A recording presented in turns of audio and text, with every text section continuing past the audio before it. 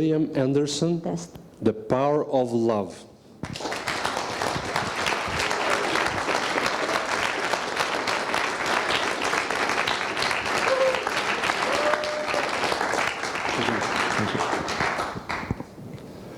The Power of Love, William Anderson. The power of love is incredible. This was proven by a study done at Harvard, a very famous study, where they followed over 700 people for 75 years. You know what they discovered? They discovered that the most critical factor for happiness and fulfillment in life is love. That's right. You know what? This study also proves that the Beatles were right. All you need is love. And that's great. But what about the neglected, the abandoned, the abused? What happens to them and what can be done for them?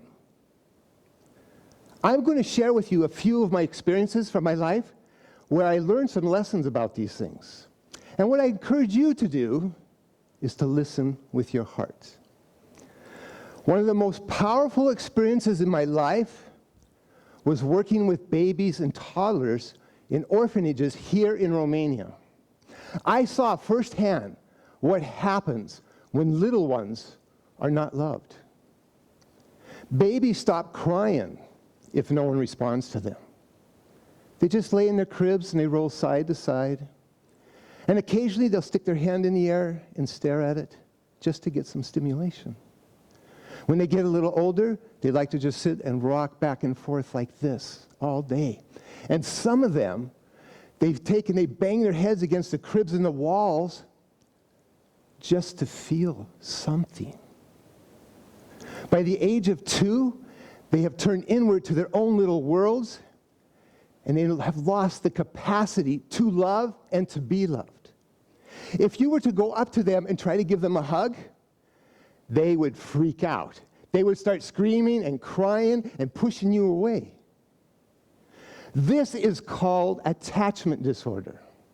And as I learned about them, I come to realize that many people suffer from attachment disorder of some sort because of the lack of love in their lives, myself included. When I was young, about 100 years ago, I grew up with a father who did not love me. I never heard a kind word, only how bad and worthless I was. In high school, to give you an example, I tried out for the basketball team. It had been my dream since I was a little boy to play for the team. Well, I made the team, and I was so excited. And I went home, and my family sitting around the table eating dinner, and I go, I made the team. My dad stops, he stares at me, rolls his eyes. The coach must have felt sorry for you. Imagine a whole life of that. Okay. By the age of 4, I had started to close and harden my heart and kept people at a distance because of the hurt in my life. And at age 5, I started hanging out with other boys who were just like me. And we got into stealing, vandalism, and fighting. We were being hurt, so we wanted to hurt others. Doesn't that make sense? You know, it even impacted me, all those things impacted me even in my older age, when I was 20. Like, that's young for you, right? You know what? When people would surprise me with a hug, I would freak out. Whoa, what are you doing? You know, I was a little bit like those toddlers.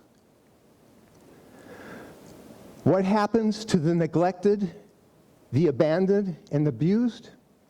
They experience pain, heart pain, that goes deep into their souls and severely limits their capacity to love and to be loved.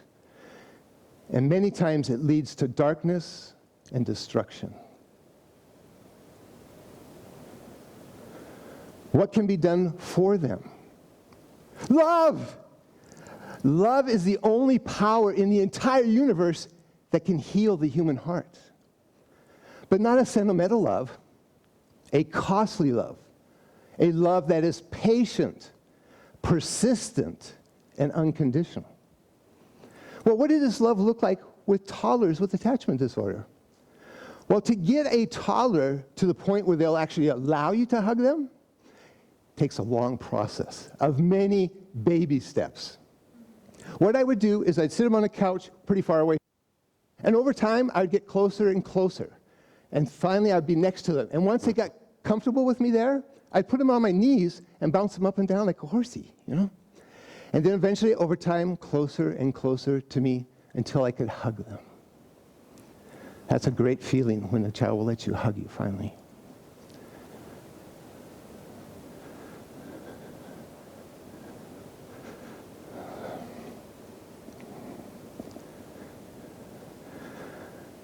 That process for them would take anywhere from 3 weeks to 3 months. But what about in my life? Did I ever experience the power of love? Oh, thankfully, yes, I did. When I was in high school, or even from grade school, from 5th grade to 12th grade, I had coaches in sports who spoke words of affirmation to me, words of encouragement, words of life. And they made a difference for me. And then when I was in my 20s, this young couple, they reached out to me to be a friend. You know what? The first few times they invited me to their house to have dinner with them, I made up excuses not to go because I wasn't used to that. It kind of freaked me out a little bit. But they were persistent. They kept asking me, and finally I gave in, and I went and had dinner.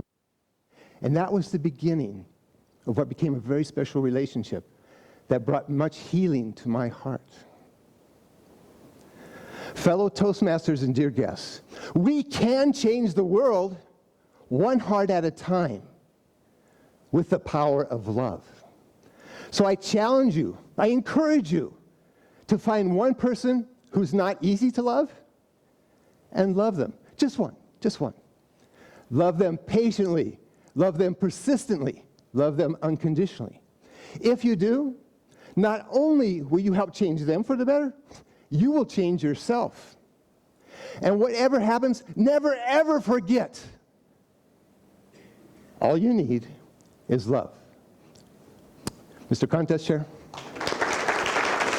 Thank you.